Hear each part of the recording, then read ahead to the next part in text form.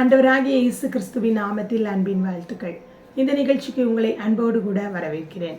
இந்த நாள் நாம் தியானிப்பதற்காக எடுத்துக்கொண்ட வேத வசனம் 2 நாளாகமும் 3ஆம் அதிகாரம் 17வது வசனம்.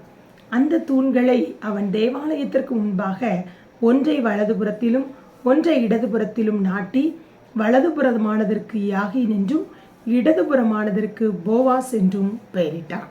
2 வகையான தூண்களை நாம் இதிலே வாசிக்கிறோம். வலதுபுறத்து தூண் யாகீன் என்றும் இடதுபுறத்து தூண் போவாஸ் என்றும் சொல்லப்பட்டிருக்கிறது. யாகீன் என்றால் பெருகுதல், ஹி ஷால் எஸ்டாப்ளிஷ் என்று சொல்லப்படுகிறது. போவாஸ் என்றால் பேலன்ஸ், ஸ்ட்ரென்த் என்று அதற்கு அர்த்தம். அவன் நல்ல ஆஸ்தி உள்ளவன். போவாஸ் என்ற பெயருக்கு ஆஸ்தி என்று பல அர்த்தங்கள் இதில் சொல்லப்பட்டிருக்கிறது. இவ்விரு தூண்களும் ஆலயத்திற்கு முன்னாக வைக்கப்பட்டது என்பதை நாம் 15வது வசனத்திலே பார்க்க முடியும். ஆலயத்திற்கு முன்னாக 35 முழ உயரமான 2 தூண்கள் என்று சொல்லப்பட்டிருக்கிறது.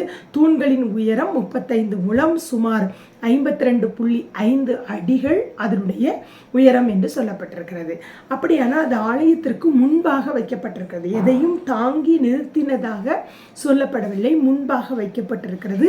தூண்களாக நாமும் ஆண்டவருடைய ஆலயத்திலே ஒவ்வொருவரும் தூண்களாக, ஒரு யாகினை போல, ஒரு போவாசை போல நாமும் தூண்களாக இருக்க வேண்டும் என்பதற்காக இது உதாரணமாக சொல்லப்பட்டிருக்கிறது பார்க்கிறோம்.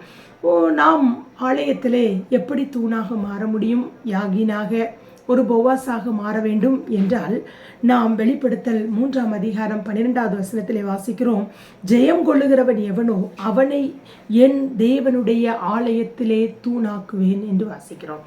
அப்படியானால் நாம் ஜெயம் கொண்டால் மட்டும்தான் ஆலயத்திலே ஒரு யாகினாக, ஒரு போவாஸாக நாம் விளங்க முடியும். நாம் எதிலெல்லாம் ஜெயம் கொள்ள வேண்டும் என்று நாம் தியானிப்பதற்கு முன்பதாக சற்று இந்த தூண்களை குறித்து நான் உங்களுக்கு சொல்ல விரும்புகிறேன். யாகின், போவாஸ் இந்த தூண்களை குறித்து. இந்த 2 தூண்களும் ஆலயத்திற்கு முன்னாக நிறுத்தப்பட்டிருக்கிறது என்று சொன்னேன். அப்போ தேவாலயத்திற்குள் போகிறவர்கள் வலதுபுறமாக உள்ளே போகும்பொழுது போய்விட்டு இடதுபுறமாக அவர்கள் வெளியே வருகிறார்கள். அப்போ ஆலயத்திற்குள்ளாக யாகின் என்ற தூணை அவர்கள் கடந்து செல்லும் பொழுது ஆலயத்திற்குள் போகிற ஒவ்வொருவருக்கும் ஒரு பெருக்கம் உண்டாகிறது, ஒரு பெருக்கத்தின் ஆசீர்வாதம் உண்டாகிறது. அவர்கள் ஆலயத்திலிருந்து வெளியே வரும் பொழுது இடதுபுற தூணாகிய போவாஸை தாண்டி வரும் பொழுது அவர்களுக்கு ஒரு பலன் கிடைக்கிறது. ஆண்டவருடைய ஆலயத்திற்கு போகிற ஒவ்வொருவரும் திரும்பி வரும் பொழுது ஒரு தெய்வ பலத்தோடு கூட நிச்சயமாக வருவார்கள். காரணம், பலவிதமான தேவைகளோடு, எதிர்பார்ப்புகளோடு, கலக்கத்தோடு நாம் ஆலயத்திற்குள்ளே போகலாம், வேதனையோடு கூட போகலாம். ஆனால் திரும்பி வரும் பொழுது ஒரு புது பலன் நமக்கு கிடைக்கிறது.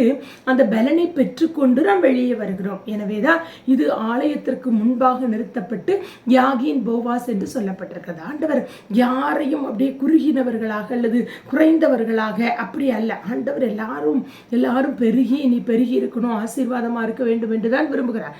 எனவே ஆண்டவருடைய ஆலயத்திற்கு அவரை தேடி போகிற ஒவ்வொருவருக்கும் உள்ளே போய் ஒரு பெருக்கத்தை பெற்றுக்கொண்டு வெளியே வரும் பொழுது ஒரு பலனோடு திரும்பி வருகிற ஒரு ஆசீர்வாதம் சொல்லப்பட்டிருக்கிறது. இந்த தூணுக்கு சாலோமோன் அழகாக யாகின், போவாஸ் என்று பெயரிட்டிருக்கிறது. பலர் இதற்கு பல அர்த்தங்கள் சொன்னாலும் வேதத்தில் 2 யாகினை குறித்து நான் வாசிக்க முடியும். ஆதியாகமத்தின் புஸ்தகம் 46ஆம் அதிகாரம் 10ஆம் வசனத்திலே சிமியோனின் குமாரரில் 4வது குமாரனின் பெயர் யாகின் என்று சொல்லப்பட்டிருக்கிறது.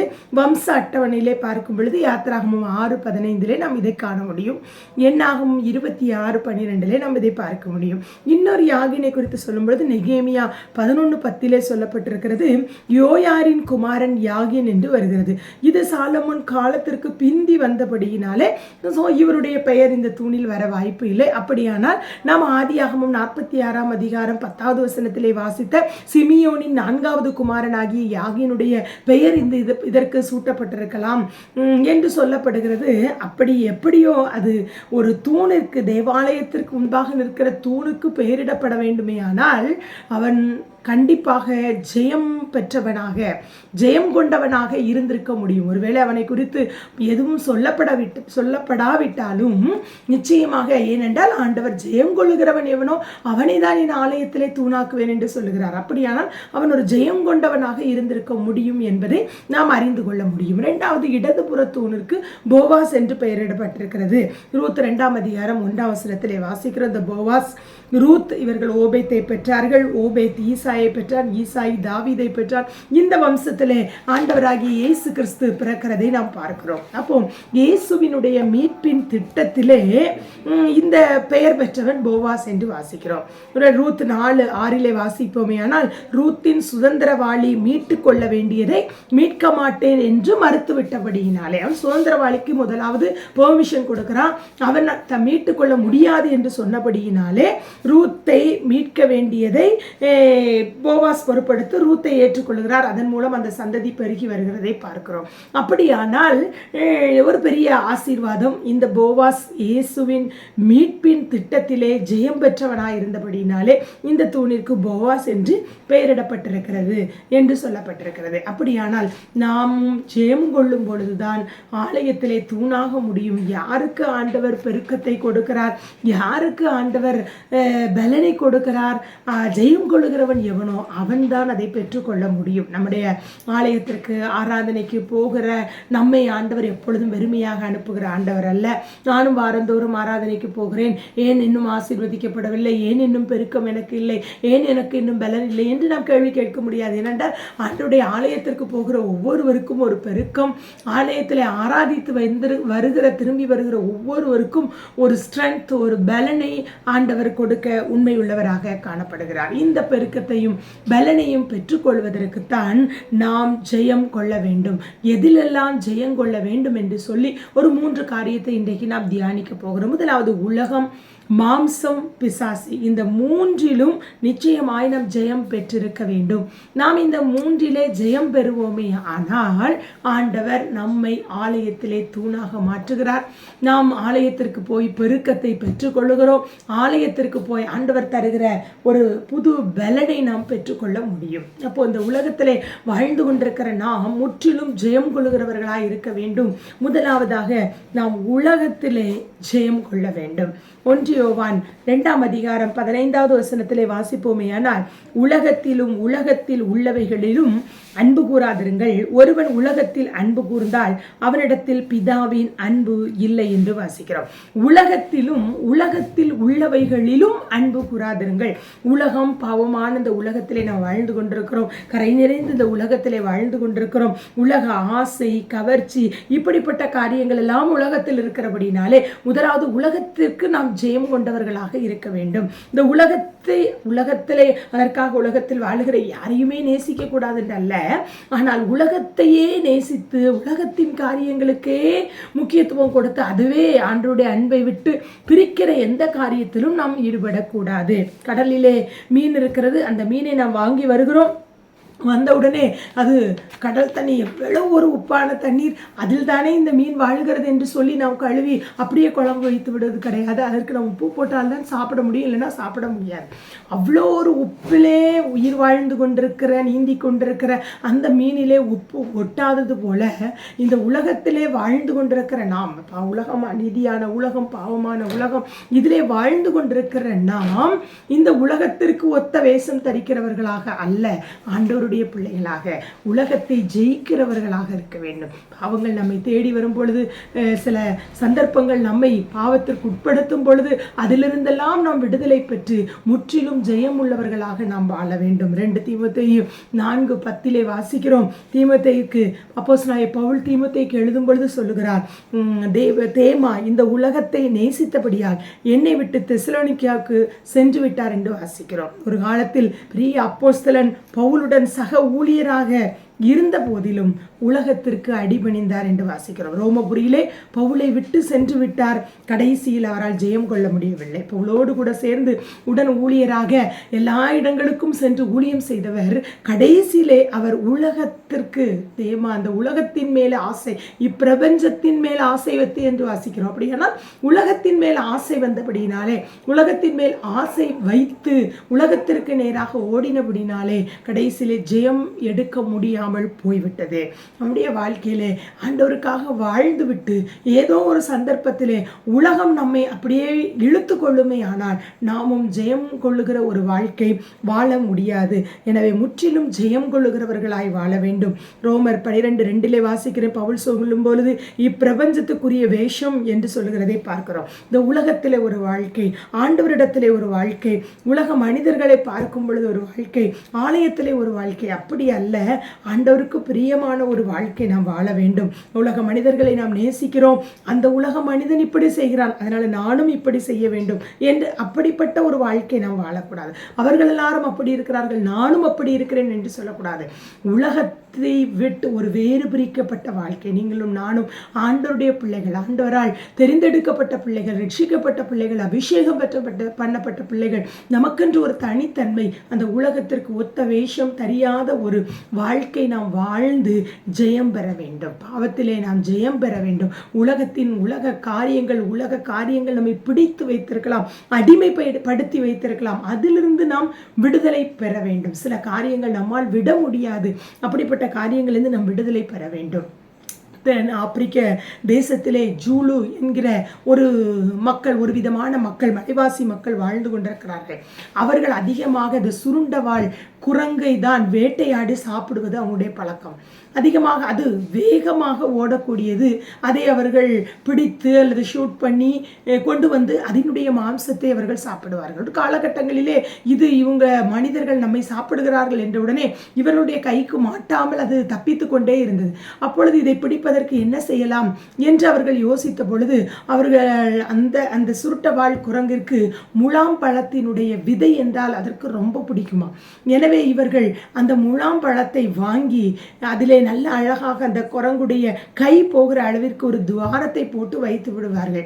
அப்பொழுது இந்த குரங்கு போய் அது முலாம் பழத்தின் மேல் இருக்கிற ஆசையிலே, அந்த உள்ள இருக்கிற சீடு மேல இருக்கிற ஆசையிலே உள்ளே கைவிட்டு அதை அப்படியே அள்ளி கொண்டு வெளியே வரும் பொழுது கை நிறைந்து விட்டபடியினாலே வெளியே இழுக்க முடியாது. இப்பொழுது கையை திறந்தால்தான் கையை எடுத்து ஓடி தப்பிக்க முடியும். ஆனால் இதற்கு அந்த விதையின் மேல் இருக்கிற ஆசையிலே கையை விட்டு விட்டால் விதை போய்விடுமே என்று சொல்லி அதுள்ளேயே கையை வைத்து கொண்டு போராடி கொண்டிருக்கிற இந்த சமயத்திலே வந்து அந்த மலைவாசி மக்கள் அந்த சுருட்டவாள் குரங்கை வேட்டையாடி எளிதாக அதை சாப்பிடுவார்களாம். காரணம், அது அந்த பிடியில் இருந்து அதாலே விடுதலை பெற முடியவில்லை. தன் வாழ்க்கையவே முடித்து விடுகிறது. அதுக்கு அந்த பிடியை விட்டால் அந்த சீட் வேண்டாம் அப்படின்னு விட்டுட்டு கையை வெளியே எடுத்தா தன் ஜீவனையே பாதுகாத்து கொள்ளலாம். ஆனால் அதன் மேல் இருக்கிற ஆசையினாலே அதை விட முடியாத ஒரு பிடி அது இடத்துல இருக்கிறது.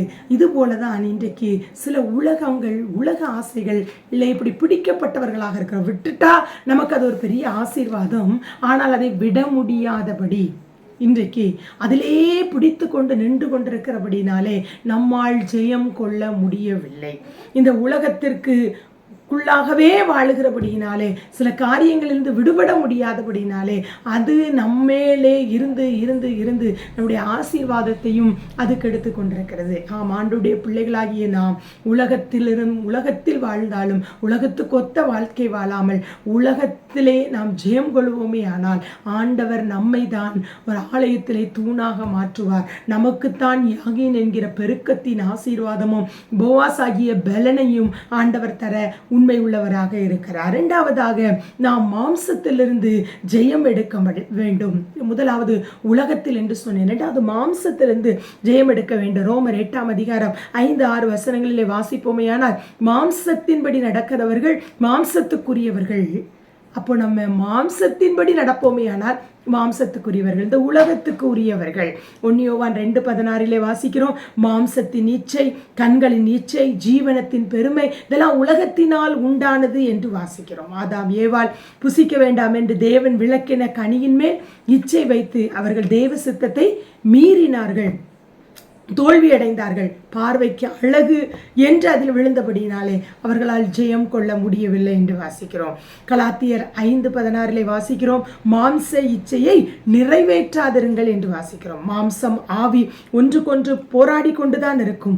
நாம் எதற்கு முக்கியத்துவம் கொடுக்கும்? 2 போராடி கொண்டுதான் இருக்கும். மாம்சம் நீ இதை செய் என்று சில இச்சைகளையும் பாவங்களையும் தூண்டி கொண்டுதான் இருக்கும்.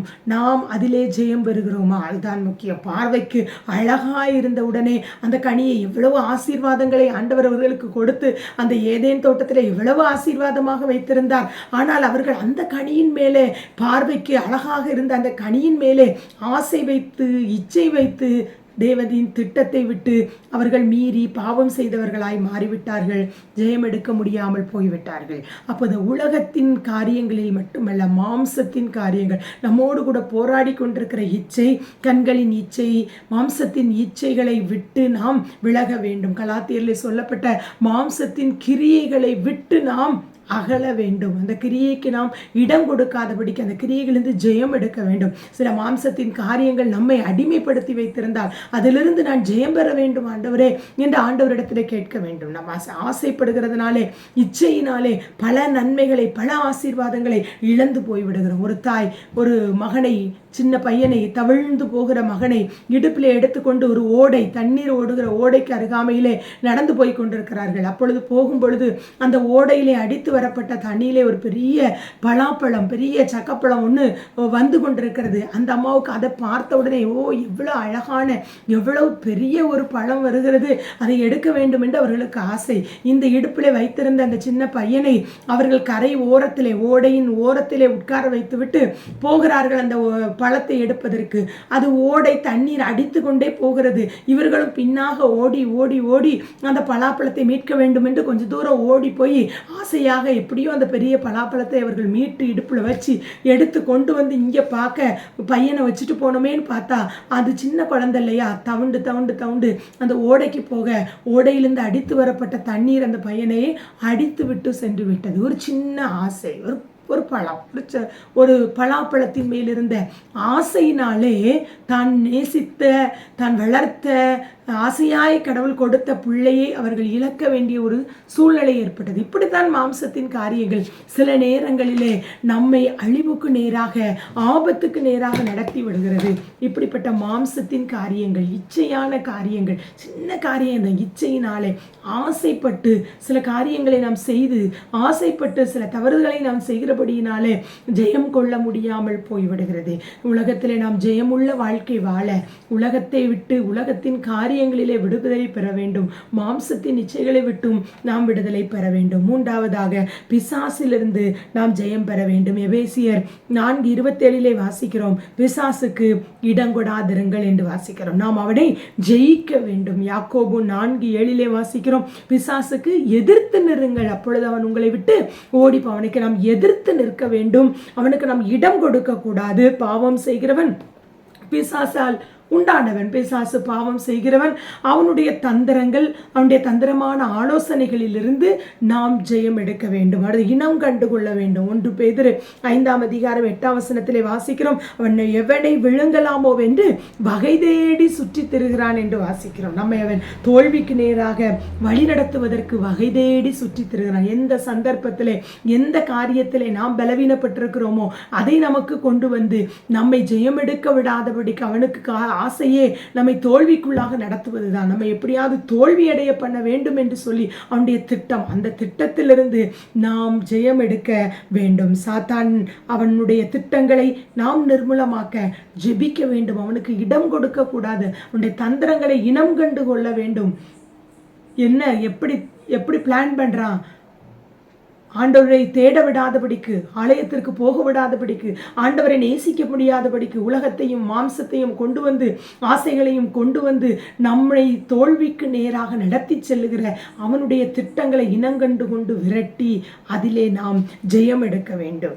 ஆதாம் ஏவாள் அவங்களால ஜெயம் எடுக்க முடியாமல் போய்விட்டது, தோற்றுவிட்டனர். யோபு ஜெயம் எடுத்து விட்டார். யோபுக்கு எத்தனை பாடுகள் வந்தது. சாத்தானால் அவரும் சோதிக்கப்பட்டார். சாத்தான் அவனை சோதித்து எல்லாவற்றையும் இழக்கக்கூடிய சந்தர்ப்பங்கள் ஒன்றும் இல்லாமல் ஜீரோவான நிலைமைக்கு வந்த பொழுதிலும் ஜெயம் எடுத்து விட்டார். கர்த்தர் கொடுத்தார், கர்த்தர் எடுத்தார், கர்த்தருக்கு ஸ்தோத்திரம் என்று அவர் ஜெயம் எடுத்து விட்டார். ஆண்டவருடைய பிள்ளைகளே, அநேக காரியங்கள் ஜெயம் எடுக்க முடியாத அளவுக்கு வாழ்க்கையிலே பிரச்சனைகள், பாடுகள், உபத்திரவங்கள், அதிலும் நாம் ஜெயம் எடுக்க வேண்டும். தாவீது முதலாவது ஆரம்பத்திலே அவர் தோற்று போனாலும் பிறகு அவர் ஜெயம் எடுத்தவராய் காணப்படுகிறார். யூதாஸ் ஜெயம் எடுக்கவில்லை. இயேசு கிறிஸ்துவை காட்டி கொடுத்து ஜெயம் எடுக்க முடியாமல் போய்விட்டது. அதே பேதுரு மறுதலித்தாலும் ஆண்டவரிடத்தில் அழுது மன்னிப்பை கேட்டு ஜெயம் எடுத்து கொண்டார். நம்முடைய வாழ்க்கையிலே ஜெயம் எடுக்க கூடாதபடிக்கு வருகிற தடைகளை உடைத்து நாம் மேற்கொண்டு ஜெயம் எடுக்க வேண்டும். இந்த பிசாசின் தந்திரங்களிலிருந்து ஜெயம் எடுக்க நாம் கற்றுக்கொள்ள வேண்டும். ஒருவேளை இந்த தூண் சாலோமோன் ராஜாவினால் கட்டப்பட்ட ஆலயத்திலே அழகாக கட்டப்பட்டு யாகின் போவாஸ் என்று அழைக்கப்பட்டது. அது ஒரு உறுதியை கொடுக்கிறதாய் காணப்பட்டது. நாம் அழகாக ஆண்டவருடைய ஆலயத்திலே தூண்களாக நிற்க வேண்டும். ஆண்டவர் நம்ம இந்த உலகத்திலே அநேகருக்கு ஆசீர்வாதமான தூண்களாய் நம்மை மாற்றுவதற்கு, ஒரு யாகினாக ஒரு போவாஸாக நாம் மாறுவதற்கு நாம் ஜெயம் கொள்ள வேண்டும். வசனம் சொல்லுகிற ஜெயம் கொள்ளுகிறவன் எவனோ அவனை என் ஆலயத்தில் தூணாக்குவேன் என்று சொல்லுகிறார். ஒரு ஜெயம், உலகத்திலே ஜெயம், மாம்சத்திலே ஜெயம், பிசாசிலே ஜெயம், ஜெயத்தை எடுத்து நாம் விடுதலையை பெற்றுக்கொண்டு உள்ளே பிரவேசிக்கும் பொழுது பெருக்கத்தோடு கூட ஆண்டவர் கொடுக்கிற பலத்தோடு கூட நாம் திரும்பி வர முடியும். இன்றைக்கு அநேகர் பெருக்கம் இல்லை, ஆசீர்வாதங்கள் இல்லை, ஆண்டவருக்காக வாழ வேண்டும் என்று நினைக்கிறேன், வாழ முடியவில்லை. காரணம் ஜெயம் எடுக்கவில்லை. இன்னும் எவ்வளவு நாட்கள், எவ்வளவு ஆண்டுகள் கிறிஸ்தவர்களாக இருந்தாலும் நம்மால் ஜெயம் எடுக்க முடியவில்லை. உலகத்தை விட்டு வெளியே வர முடியவில்லை, பாவத்தை விட்டு வெளியே வர முடியவில்லை, ஆசைகளை விட்டு வெளியே வர முடியவில்லை, இச்சைகளை விட்டு நம்மால் வெளியே வர முடியவில்லை. அது நம்மை அடிமைப்படுத்தி வைத்திருக்கிறது. நாம் அப்படி இருக்கக்கூடாது. அப்போஸ்தலனாகிய பவுல் நம் குறித்து வாசிக்கும் பொழுது கலாத்தியர் 2ஆம் அதிகாரம் 9வது வசனத்திலே எனக்கு தூண்களான யாக்கோபு, கேபா, யோவான் என்று உதாரணப்படுத்துகிறதை பார்க்கிறோம். அப்போஸ்தலனாகிய பவுல் ஊழிய பயணத்திலே பல சபைகளை அவர் கட்டி எழுப்பினார். கடைசி வரை சத்திய வார்த்தையிலே உறுதியாய் நிற்க வேண்டும் என்று எல்லாருக்கும் அவர் ஊக்கம் அளிக்கும் பொழுது, இதில் கலாத்திய சபைக்கும் அவர் அதை சொல்லும் பொழுது, விருத்த சேதனத்தை குறித்த பிரச்சனைகள் யூத கலாத்திய சபைக்குள் வந்த பொழுது கிறிஸ்துவின் சத்தியத்தில் உறுதியாக நிலை நிற்க முடியாத நிலையிலே பவுல் அவர்களுக்கு அறிவுரை கூடும் பொழுது பவுலோடு கூட தூண்களாக யாக்கோபு, கேபா, யோவான் இவர்கள் தூண்களாக நின்றார்கள் என்று வாசிக்கிறோம். பவுலுக்கு அவர்கள் தூண்களாக நின்றிருக்கிறார்கள். இன்றைக்கு நாம் எப்படி இருக்கிறோம்? ஆண்டவருடைய பிள்ளைகளாக இருக்கிற நாம் நம்முடைய ஆலயத்திற்கு தூண்களாக இருக்கிறோமா? நாம் கர்த்தரை சென்று ஆராதிக்கிற திருச்சபைக்கு நாம் எப்படி இருக்கிறோம்? ஆண்டவர் நம்ம எல்லாரையும் யாகினாக, போவாஸாக மாற்ற வேண்டும் என்று விரும்புகிறார். நம்ம எல்லாரும் இந்த உலகத்திலே நல்ல ஒரு வாழ்க்கை வாழ வேண்டும் என்று ஆண்டவர் விரும்புகிறார். ஆனால் நாம் எப்படிப்பட்ட வாழ்க்கை வாழ்ந்து கொண்டிருக்கிறோம்? ஏன் தூண்களாய் மாற முடியவில்லை? ஏன் நான் பெருக்கத்தை பெற்றுக்கொள்ள முடியவில்லை? ஏன் நான் ஆண்டவருடைய பலனை பெற்றுக்கொள்ள முடியவில்லை? ஜெபிக்கிறேன், ஆனால் என்னால் தேவ பலனை பெற்றுக்கொள்ள முடியவில்லையே. காரணம் என்ன? இன்னும் ஜெயம் கொள்ளவில்லை. இன்னும் ஆண்டவருடைய பிள்ளைகளாய் இருந்து கொண்டும் சில காரியங்களிலே ஜெயம் எடுக்க முடியாத ஒரு வாழ்க்கை வாழ்ந்து கொண்டிருக்கிறோம். நாம் ஜெயம் எடுக்க வேண்டும். வேதத்தில் அநேகர் ஜெயம் எடுத்தார்கள், அநேகரால் ஜெயம் எடுக்க முடியாமலும் போய்விட்டது. ஆனால் நீங்களும் நானும் ஜெயம் எடுக்கிற ஒரு வாழ்க்கை வாழ வேண்டும். ஆண்டவர் நம்மை இந்த உலகத்திலே நல்ல ஒரு சிறந்த தூண்களாக, ஒரு யாகினாக, ஒரு போவாஸாக நம்மை மாற்ற வேண்டும் என்று விரும்புகிறார். அதற்கு நம்மை நாமே அர்ப்பணிக்க வேண்டும். இதை கேட்டுக்கொண்டிருக்கிற நீங்கள் எல்லா காரியத்திலும் ஜெயம் பெற்று விட்டீர்களா? யோசித்து பாருங்கள். உலகத்திலே ஜெயம் பெற்று விட்டீர்களா? மாம்சத்திலே ஜெயம் பெற்று விட்டீர்களா? பிசாசிலிருந்து ஜெயம் பெறுகிறீர்களா? பிசாசு என்னை தாக்கி கொண்டே இருக்கிறான், அவனிட்டிருந்து என்னால் விடுதலை பெற முடியவில்லை என்று சொல்லி கொண்டிருக்கிறீர்களா? அல்லது சில காரியங்கள் பிசாசுக்கு இடம் கொடுக்கிற அளவு உங்கள் ஜீவியம் இருக்கிறதா? சற்று நீங்கள் யோசித்து பார்க்க வேண்டும். எதிலே நீங்கள் அடிமைப்பட்டிருக்கிறீர்கள்? எந்த பிடியிலிருந்து உங்களுக்கு வெளியே வர முடியவில்லை? எதிலிருந்து ஜெயம் எடுக்க முடியவில்லை? ஆண்டவர் எல்லாம் நான் தந்திருக்கிறார், ஆனால் இன்னும் சில காரியங்களிலிருந்து என்னால் ஜெயம் எடுக்க முடியவில்லை என்றால் நீங்கள் ஆண்டவரிடத்திலே கேட்க வேண்டும். ஆண்டவரே, என்னை ஜெயம் எடுக்கிறவனாய் மாற்றும். உலகத்தின் காரியத்தில் என்னை ஜெயம் எடுக்க உதவி செய்யும். மாம்சத்தில் என்னை ஜெயம் எடுக்க உதவி செய்யும். பிசாசை ஜெயிக்க எனக்கு பலன் தாரு. அவன் ஜெயம் எடுக்க விடாதபடி தோல்விக்குள்ளாய் இழுத்து கொண்டு போவான். அதிலிருந்து விடுதலை பெற்று வந்து ஜெயம் எடுக்கணும். நாம் இந்த உலகத்திலே ஜெயிக்க பிறந்தவர்கள். ஆண்டவர் நம்ம எல்லாரையும் ஜெயத்திற்கு நேராக வழிநடத்த உண்மை உள்ள ஆண்டவராயிருக்கிறார். பெருக்கத்திற்கு நேராக வழிநடத்த உண்மை உள்ளவராயிருக்கிறார். பலனுக்கு நேராக வழிநடத்த உண்மை உள்ளவராயிருக்கிறார்.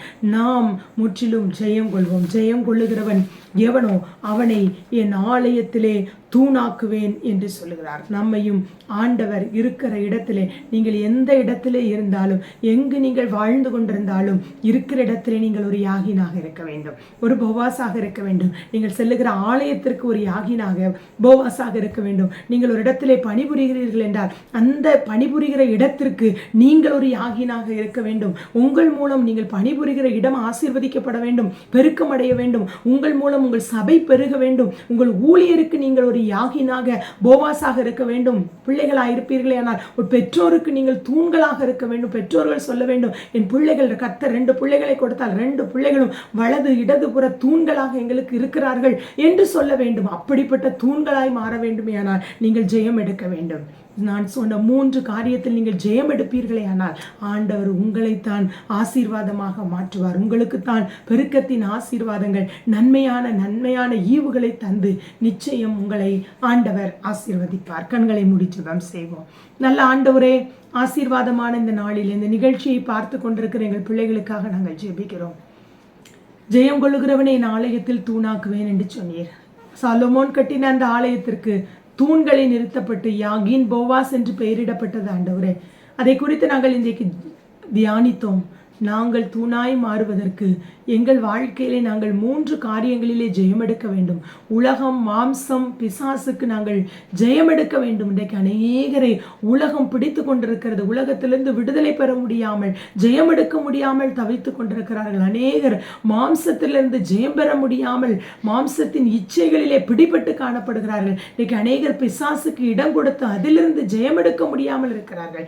யார் யார் எந்தெந்த காரியத்தில் எங்களுக்கு ஜெயம் எடுக்க முடியவில்லை என்று சொல்லி கலக்கத்தோடு இருக்கிறார்களோ, இந்த நாளிலே அவர்கள் அதில் ஜெயம், முற்றிலுமாய் ஜெயம் எடுக்க கர்த்தர் கிருபை செய்ய வேண்டும் என்று ஜெபிக்கிறேன். பிள்ளைகள் செல்லுகிற சபையிலே அவர்கள் தூண்களாக, பணிபுரிகிற இடத்திலே தூண்களாக, குடும்பத்திலே தூண்களாக இருக்க நீர் உதவி செய்ய வேண்டும் என்று ஜெபிக்கிறேன். நீர் தருகிற பெருக்கத்தின் ஆசீர்வாதத்தையும் நீர் தருகிற பலனையும் அவர்கள் பெற்றுக்கொள்ள வேண்டுமே ஆனால் இந்த 3 காரியங்களிலும் அவர்கள் ஜெயமுள்ளவர்களாய் வாழ, ஒரு ஜெயமுள்ள வாழ்க்கை வாழ நீர் அவர்களுக்கு உதவி செய்ய வேண்டும் என்று ஜெபிக்கிறோம். தங்களை அர்ப்பணிக்கட்டும்.